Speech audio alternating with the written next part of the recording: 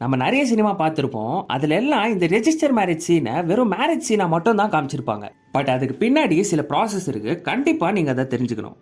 First, register marriage பண்ணிக்க ஆணுக்கு 21 வயசும் பெண்ணுக்கு 18 வயசும் முடிஞ்சிருக்கணும். கல்யாணம் செஞ்சுக்கிற 2 பேருக்கும் முழுசா இதுல சம்மதம் இருக்கணும். அப்புறம் உங்க ஏஜ்க்கான ப்ரூஃப், பர்த் சர்டிஃபிகேட்டோ இல்ல டிரைவிங் லைசன்ஸோ இருக்கணுங்க. அண்ட் உங்க ஐடி அண்ட் அட்ரஸ் ப்ரூஃப்க்கு ration card, pan card, Aadhaar card இல்லைனா ஓட்டர் ஐடி இருக்கணும். உங்களோட ஸ்கூல் இல்லைனா டிகிரி சர்டிஃபிகேட் மற்றும் உங்கள் மேரேஜ்க்கு சாட்சி கையெழுத்து போட போகிறவங்களோட பேன் கார்டும் ஆதார் கார்டும் தேவைப்படும். சரி, அதெல்லாம் ஓகே.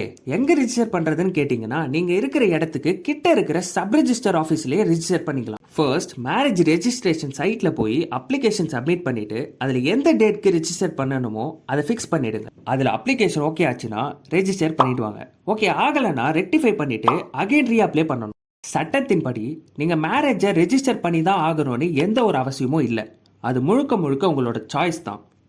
சரி, இப்போ நீங்கள் கேட்கலாம், அப்புறம் ஏன் மேரேஜை ரெஜிஸ்டர் பண்ணணும்? உங்கள் மேரேஜை லீகலாக ரெக்கக்னைஸ் பண்ணுறதுக்கும், அதே போல் சப்போஸ் ஏதோ ப்ராப்ளம்னால நீங்கள் செப்பரேட் ஆகிற சுச்சுவேஷன் வந்தால் அந்த டைமில் உங்களோட டிவோர்ஸ் ப்ராசஸை ஈஸியாக மாற்றுறதுக்கு இது யூஸ்ஃபுல்லாக இருக்கும். அப்புறம் இது உங்களுக்கு தெரிஞ்சிருக்கும்னு நினைக்கிறேன். ஃபர்ஸ்ட்லாம் உங்களோட மேரேஜ் நடந்த இடத்துக்கு கிட்ட இருக்கிற சப் ரெஜிஸ்டர் ஆஃபீஸில் ரெஜிஸ்டர் பண்ணிக்கலான்ற மாதிரி இருந்துச்சு. பட் இப்போ உங்களுக்கு ஏற்ற மாதிரி அப்புறம் கூட உங்களுக்கு பக்கத்தில் இருக்கிற சப் ரெஜிஸ்டர் ஆஃபீஸில் மேரேஜை ரெஜிஸ்டர் பண்ணிக்கலாம். இப்போ ரீசெண்டாக ஹைகோர்ட் சொன்னது என்ன அப்படின்னா, லாயரோட ஆஃபீஸில் கூட நீங்கள் ரெஜிஸ்டர் மேரேஜ் பண்ணிக்கலாம்.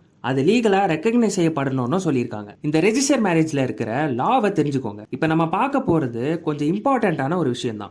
நிறைய பேருக்கு ஒரு டவுட் இருக்கும், லவ் பண்ணி மேரேஜ் பண்ணுறவங்களுக்கு சாட்சி கையெழுத்து அவங்க பேரண்ட்ஸ் தான் வந்து போடணுமாமே, அப்படியா? அதாவது இந்தியன் லால நீங்கள் ரெஜிஸ்டர் மேரேஜ் பண்ணுறப்ப உங்கள் பேரண்ட்ஸ் சிக்னேச்சர் கண்டிப்பாக இருக்கணுன்ற மாதிரி எந்த ஒரு சட்டமும் கிடையாது, அல்லது அது சான்ற எந்த ஒரு தீர்ப்பும் வந்ததில்லை. இதெல்லாம் ரெஜிஸ்டர் பண்ணக்கூடிய ஆஃபீஸர்ஸ் தான் கேட்டுட்டு இருக்காங்க. இன்கேஸ் உங்களோட பேரண்ட்ஸால கண்டிப்பாக வர முடியாது அப்படின்னா நீங்கள் உங்களோட சிச்சுவேஷனை ஆஃபீஸர் கிட்ட எடுத்து சொல்லி அண்ட் கன்வின்ஸ் பண்ணி கண்டிப்பாக ரெஜிஸ்டர் மேரேஜ் பண்ணிக்கலாம்.